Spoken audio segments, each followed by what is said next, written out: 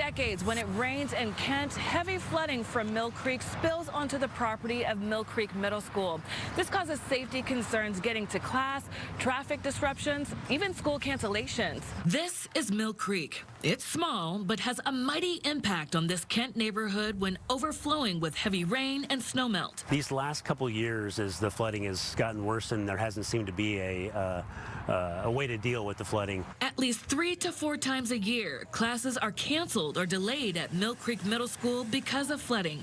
Kent School District Deputy Superintendent Wade Behringer says this disrupts learning. And so when you come to school and you've been walking through water that could be ankle high, shin high, and then you spend all day long in wet socks and wet shoes, that's definitely an impact to our students and our staff. Flooding issues, the city of Kent says, have been going on for decades. I am pretty sure that it was flooding when I went to middle school there. Mayor Dana Ralph says for years, the city and school district have been trying to find a solution to the problem.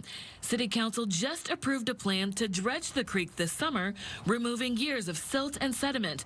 And though that will help some, Ralph says it won't stop the school's athletic field, sidewalks, and streets from going underwater. Everything related to stormwater is really expensive. So we're dealing with the creek, we're dealing with the salmon-bearing creek, stormwater, retention, all of those kinds of things take a lot of engineering. The U.S. Environmental Protection Agency now has grant opportunities open for stormwater climate resiliency.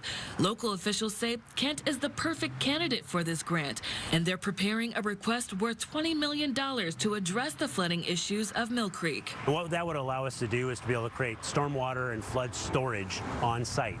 So any parking lot and any field would have flood storage underneath or retention ponds sitting next to.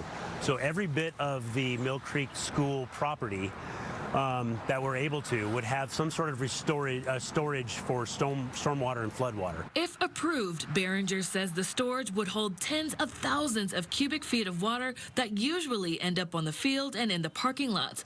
The mayor said it would also keep surrounding spaces dry for potential development. That whole area has been underdeveloped because of the flooding issues for so long. Everything to the south, we want to be able to develop that into space that is usable for the community, whether it be retail or housing, a variety of things. The district, the city, and EPA meet weekly to discuss their plan and go over their proposal. The mayor says they hope to submit their grant request in the next few months. Reporting in Kent, Frankie Thompson, Fox 13 News.